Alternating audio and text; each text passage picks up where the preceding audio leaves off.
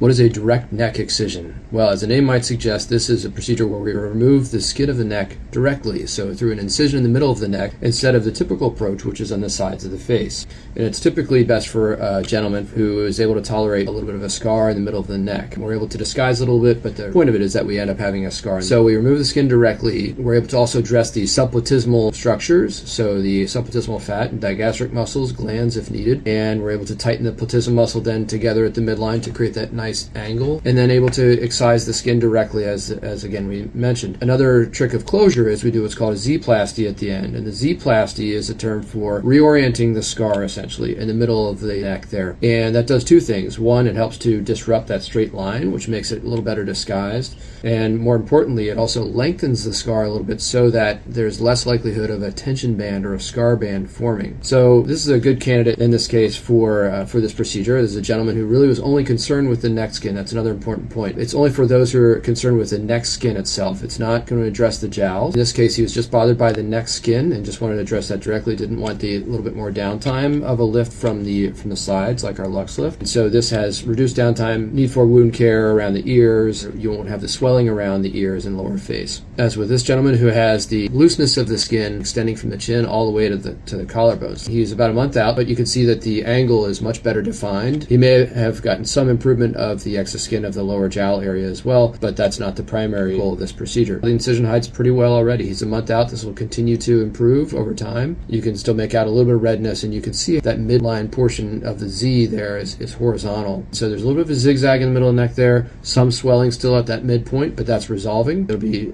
pretty well concealed, better tolerated in our guys than ladies, but it's a very efficient way to directly address the skin of the neck, the platysma, as well as the subplatysmal structures. So any questions, feel free to ask below.